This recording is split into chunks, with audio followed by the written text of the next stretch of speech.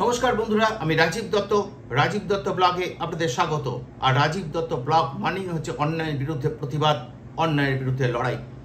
আজকে একটি যে খবর, যে অত্যন্ত মর্মান্তিক একটি দুর্ঘটনা ঘটেছে। আপনারা অনেকেই জেনে গিয়েছেন টেলিভিশনের পাতায় বা সোশ্যাল মিডিয়ার পাতায়। অত্যন্ত দুর্ভাগ্যজনক একটা ঘটনা, যে ভারতের একজন স্বনামধন্য প্রখ্যাত গায়ক, তিনি আজ দুর্ঘটনায় মারা গেছেন। বিদেশে সিঙ্গাপুরের মাটিতে মারা গেছেন জুবিন গার্গ।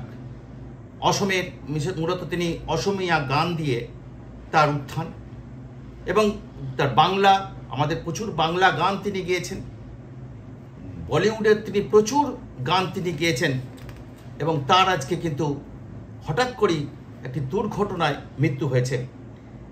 এবং আপনারা তাকে অনেকেই জানেন, যে যারা অত্যন্ত যে ইয়াং প্রজন্মের কাছে হার্ট থ্রব ছিলেন তিনি। কারণ এই ইয়া আলী গান, যেটা গ্যাংস্টারের গান ছিল, সেই গানটা গেয়েই তিনি কিন্তু সারা ভারতবর্ষের মন নয়, শুধু সারা ভারতবর্ষ নয়, পৃথিবীর যারা হিন্দি সিনেমা দেখেন, প্রচুর সারা বিশ্বে যারা ছড়িয়ে আছেন, প্রচুর মানুষ ভারতীয় ছড়িয়ে আছেন, যারা বিদেশেও প্রচুর মানুষ আছেন, তারাও আমাদের বলিউডের ছবি দেখেন, তাদের কাছেও তিনি জনপ্রিয় হয়ে উঠেছিলেন।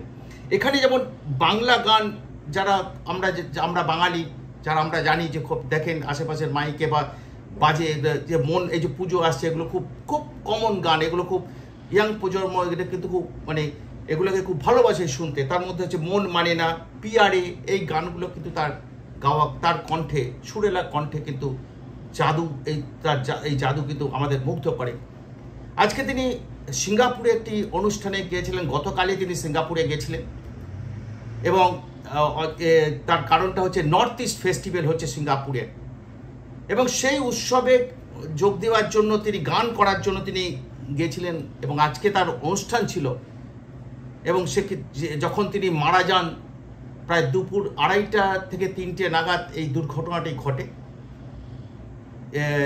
তার আগে একটি পোস্টও তিনি করেছেন, সোশ্যাল মিডিয়াতে একটি পোস্ট করেছিলেন। সেই পোস্টটা আমি দেখলাম, যেখানে তিনি লিখেছেন, তিনি সকলকে, ওই দেশের যারা আছেন সিঙ্গাপুরেতে, ব্যাংককে, তাদের আহ্বান করেছিলেন যে আমি জুবিন গার্গ, ভারতীয় গায়ক, আপনারা সবাই আসুন আমার গান শুনতে। এবং অনেকে এটা সোশ্যাল মিডিয়াতে কমেন্ট করেছেন, কিন্তু গানটা আর শোনা হলো না, কারণ তার জীবন স্তব্ধ হয়ে গেছে দুপুর 2:30 থেকে 3টে নাগাদ। তিনি যেটা গেছিলেন, আমরা যেটা জানতে পারছি, যে ল্যাজারাস আইল্যান্ড বলে একটি দ্বীপ রয়েছে সিঙ্গাপুরেতে। সেই দ্বীপে ওখানে স্কুবা ড্রাইভিং করতে গেছিলেন। তার টিম ছিল 16-17 জনের টিম, সকলকে নিয়েই গেছিলেন। অর্থাৎ অনুষ্ঠানে আসার আগেই তিনি গিয়েছিলেন এই অ্যাডভেঞ্চার স্পোর্টস করতে, কারণ তিনি অ্যাডভেঞ্চার ভালোবাসেন, আমরা দেখেছি, আপনারা অনেকেই জানেন। এবং কলকাতার সঙ্গে তার একটা আলাদা সম্পর্ক রয়েছে, কারণ তার যে তিনিও কলকাতায় অত্যন্ত জনপ্রিয় একজন শিল্পী, মাঝে মধ্যেই না প্রায় দিনই কলকাতায় আসেন, প্রচুর বাংলা গান তিনি গেয়েছেন, এবং কলকাতার সঙ্গে তার অত্যন্ত নিবিড় একটা যোগাযোগ রয়েছে। তিনি আজকে যখন স্কুবা ডাইভিংয়ে, যখন অ্যাডভেঞ্চার স্পোর্টসে তিনি যখন এটা করছিলেন, সেই সময় হঠাৎ করেই তিনি সমুদ্রের তলাতে অচৈতন্য হয়ে পড়েন। কারণ জানেন, স্কুবা ড্রাইভিংটা জানেন যে অক্সিজেন সিলিন্ডার পিঠে বাঁধা থাকে, এবং নাকে অক্সিজেনের নল দেওয়া থাকে, সমুদ্রের নিচে সাঁতার দেয়, মাঝে মাঝে উপরে ওঠে।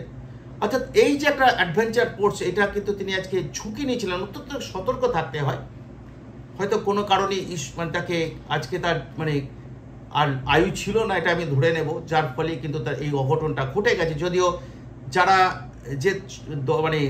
যারা তাকে নিয়ে গেছিলেন, যে সংস্থার তরফ থেকে গেছে, তারাও ছিলেন, কিন্তু তারা সঙ্গে সঙ্গে তাকে উদ্ধার করে নিয়ে আসেন। যে কারণ যখন তিনি সমুদ্রের মধ্যে অচৈতন্য হয়ে পড়েন, তখন তাকে সঙ্গে সঙ্গে তুলে নিয়ে আসা সিঙ্গাপুর জেনারেল হাসপাতালে।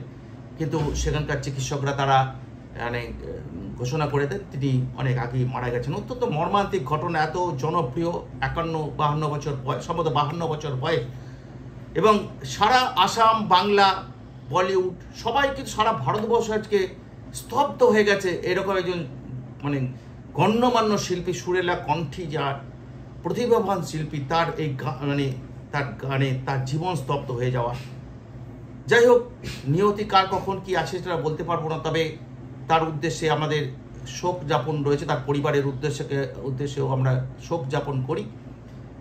তার মৃতদেহ আনার জন্য সমস্ত রকম উদ্যোগ নেওয়া হচ্ছে। এবং আমি দেখছিলাম যে অসমের সঙ্গে তার নিবিড় সম্পর্ক, কারণ অ্যাকচুয়ালি তিনি মেঘালয়ে তুরাতে তার জন্ম, তারপরে তার সমস্ত কাজকর্ম, যে 3 বছর বয়স থেকে তিনি গান করছেন অসমিয়াতে, কিন্তু তিনি আসাম থেকেই তার উত্থান, এবং অসমের প্রত্যেকটা মানুষের কাছে তিনি অত্যন্ত জনপ্রিয়। আমি দেখছিলাম যে অসমে আজকে বহু অনুষ্ঠান স্তব্ধ করে দেওয়া হয়েছে এই ঘটনার পর।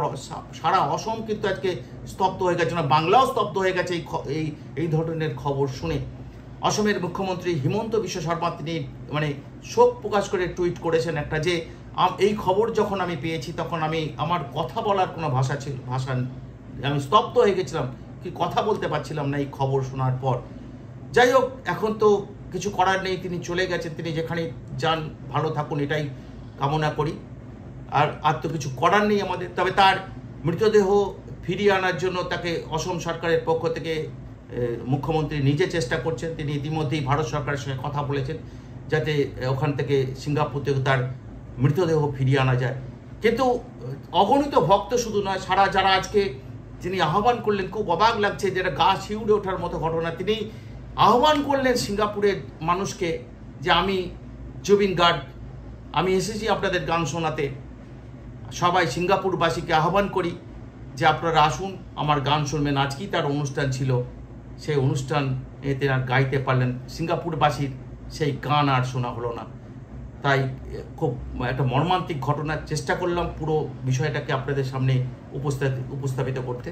খুব খারাপ লাগছে যে এরকম একজন মানে গুণী শিল্পী এইভাবে মারা গেলেন। তার বোনও এইভাবে 23 বছর আগে কিন্তু এক দুর্ঘটনায় মারা গেছিলেন।